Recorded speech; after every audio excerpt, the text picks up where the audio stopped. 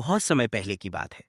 एक छोटे से गांव में दो घनिष्ठ मित्र रहते थे, राजू और मोहनत। दोनों बचपन से ही साथ थे, एक दूसरे के सुख दुख में हमेशा खड़े रहते थे।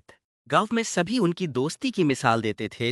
राजू एक गरीब किसान का बेटा था, जबकि मोहन एक अमीर व्यापारी का बेटा था।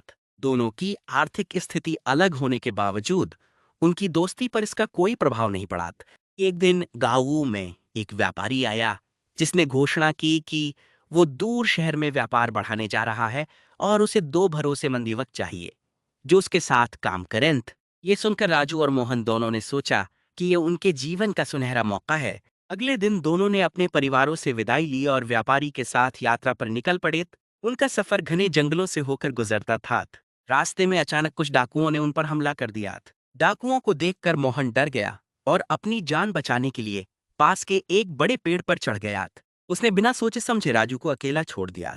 राजू के पास भागने का कोई रास्ता नहीं था, इसलिए उसने खुद को बचाने के लिए अपनी बुद्धिमानी का सहारा लिया। उसने तुरंत जमीन पर गिरकर अपनी सांस रोक ली और मरने का नाटक करने लगा।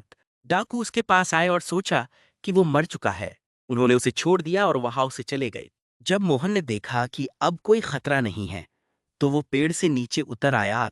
राजू, तुम ठीक तो हो? मोहन ने हड़बड़ाकर पूछा। राजू ने मुस्कुराकर कहा, हाँ, मैं ठीक हूँ कुछ, लेकिन जब मैं जमीन पर पड़ा था तो एक डाकू मेरे कान में कुछ कह गया। क्या? मोहन ने उत्सुकता से पूछा। राजू ने गंभीर स्वर में उत्तर दिया।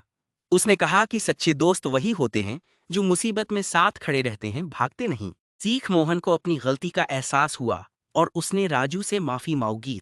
इस घटना ने राजू को सिखा दिया कि सच्चे दोस्त की पहचान मुश्किल समय में ही होती है। शिक्षा: सच्चा दोस्त वही होता है जो अच्छे और बुरे समय में साथ खड़ा रहे।